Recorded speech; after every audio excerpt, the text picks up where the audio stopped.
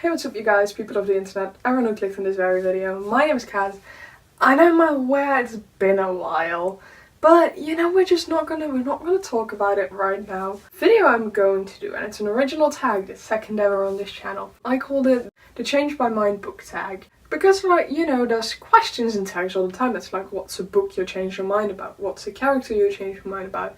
I figured we'd combine all those kinds of questions into one and kind of make a video all about things you change your mind about. So the first question is simply, what's 2 books you changed your mind about? One in a positive way and one in a negative way. One book I don't like as much as I did is The Dolls by Kiki Sullivan. I loved this book when it came out. Also, it's so pretty, like what the fuck. But then I wanted to reread it, like I think earlier this year or late last year, and I couldn't get into it. I didn't like it. It was too juvenile and kind of basic for me, I guess. So I didn't like it. Yeah. I'm sorry. A book I changed my mind about in a positive way. Wink Poppy Midnight by April Genevieve Tchaikovsky. I'm sorry. This was a roller coaster. I read it in a day when I turned 16, which has been about 2 years now. Loved it. Thought about it for a second.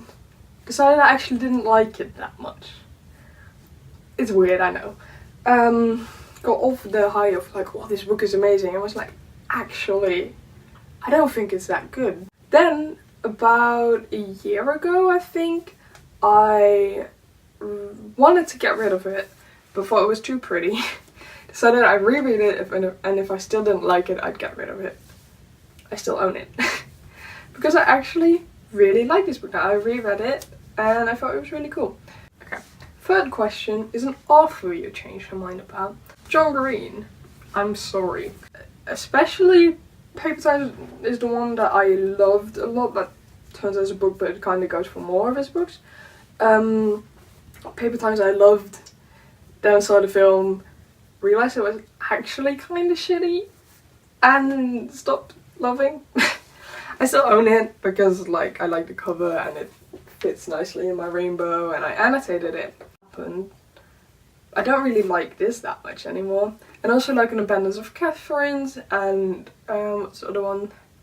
Looking for Alaska are ones that are like kind of manic pixie dream girl. And even though, you know, this book is trying to debunk that and it's still kind of making her a manic pixie dream girl. I'm just saying it. Not a big fan anymore, therefore, of John Green's writing. I still own this one and I kept The Fault in Our Stars because it has a big sentimental value for me. Green, I'm sorry, but I really loved your books and they're just not really for me anymore, I don't think. The next question is, what is a book that you rated in a way that you would now change? Not necessarily because you don't like it anymore, but just because you thought you didn't rate it correctly. I have 2. The books that I rate a certain way, and then when it changed, it's because like they ended in a very grand fashion, and then I'm like, oh, in the mood, I'm like, I love it, and then I rate it like 5 stars or whatever, and then the next day I'm like, actually, never mind. So 2 books I have for that. Miss History Is All You Left Me by Adam Silvera. I'm sorry. I love Adam Silvera. I love, especially They Both Die at the End. This one was very good while I read it. After it was kind of like, yeah, it was still good. But I think I gave it 5 stars when I finished it. I think I took it down to 4 stars, which is still like very good, still a very good book. But it's not a 5-star read for me. The second one is Trials of Apollo by Rick Riordan. I love Rick Riordan. I love his writing. I love everything he's written. Well, I haven't read the Kane Chronicles, but who has? Yeah, I read Apollo like just when it came out. I was living for it. I thought it was so funny. Actually, I thought it was alright. I thought it was good because it was Rick Riordan, and I thought the humor was funny sometimes. It's kind of meh. But when I read it, and it was Rick Riordan and it was Trials of Apollo, there was new Rick Riordan content, I gave it 5 stars. Currently this, I think I took it down to 4 stars and I'm debating taking it. No, I think I took it down to 3 stars because it was alright and it was fun. It was definitely not a 5-star read for me though. Next question is, what is a kind of character, like a genre of character, you change your mind about? My answer for this is kind of like the heroic, like righteous character. I don't know if you know the one, like the one that wants to do everything good and wants to be the good guy, the hero, because it's the right thing to do. I'm normally, and I still do love them, I love the anti-heroes, the ones that are kind of dickbags. I'm sorry. I always fall for like the brooding dark type, which also a type of character I've kind of come back on. I always kind of turned against the hero because I was rooting for the other guy, apart from in Twilight. But I realized recently that like the hero character, the righteous character, like the pure of heart, is like a great character to fall for. Someone a bit more specific that falls in the hero category is in this book, which is full of amoral, like, anti-heroes that I love. But Matthias. I love Matthias. First read around of this, I was like, yeah, I mean, I guess he's there. I don't necessarily want him to die. But I recently reread Six of Crows and Crooked Kingdom, and I fucking fell in love with Matthias, you guys.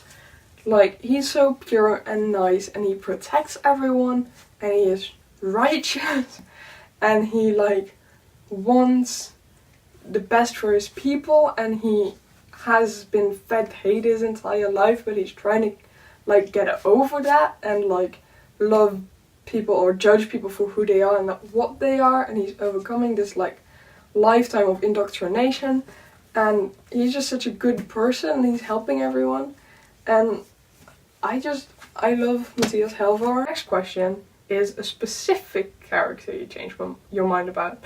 The first that came to mind for me, that was quite a shocking revelation. Eli Abbe, or Eli Cardale in Vicious. First 3 times I read Vicious, because this is my favorite book, you guys.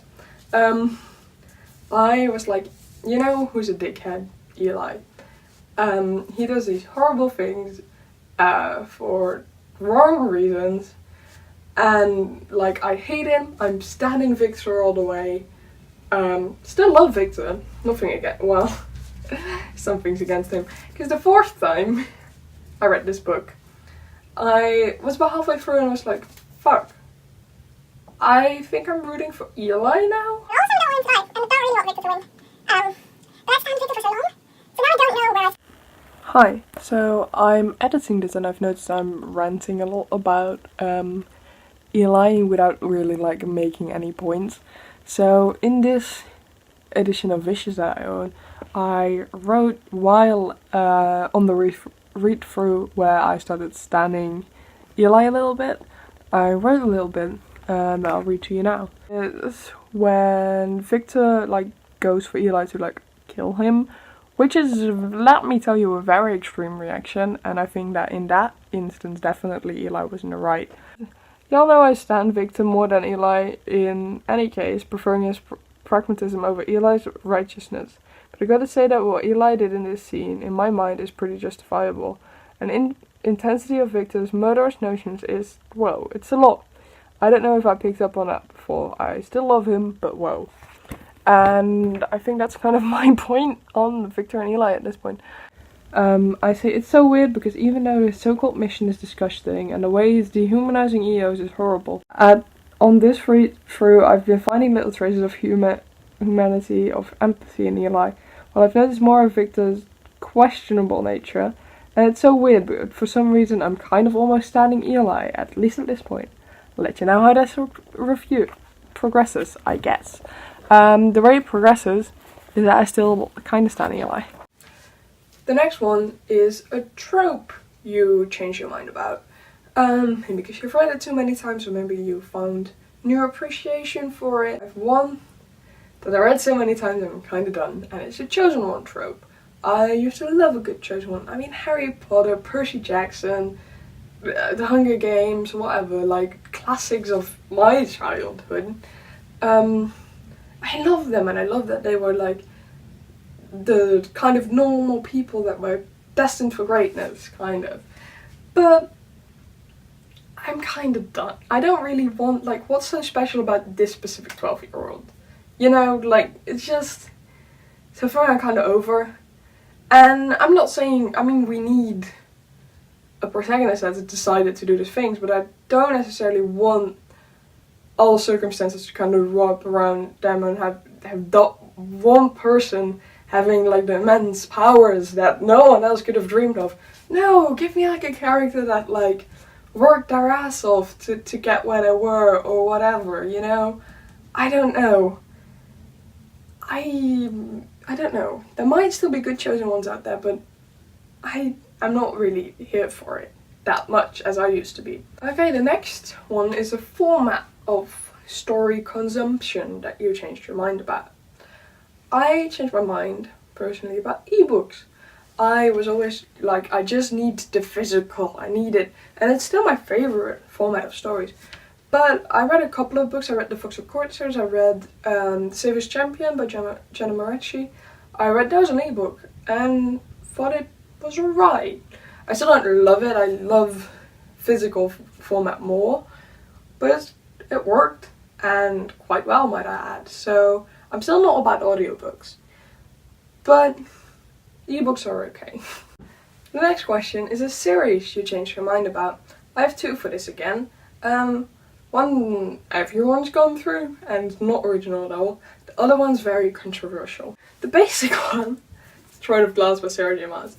I had a bit of a rollercoaster read through this. I first started reading this book, I think, up to just this one and Crown of Midnight were out. Then I waited like a month for Heir of Fire, and then I waited a year like for Queen of Shadows and Empire of Storms to come out. And first I loved them, then I was kind of casual about them. I loved them again. Like I read them when they came out, and then I stopped thinking about them. But I love what I was reading. But then I think it was with Empire of Storm probably that everyone kind of went through this thing of, actually, I don't like this that much anymore. But I did too. I was like, I'm not really here about this. And then I read Tower of Dawn last week and I thought it was quite alright.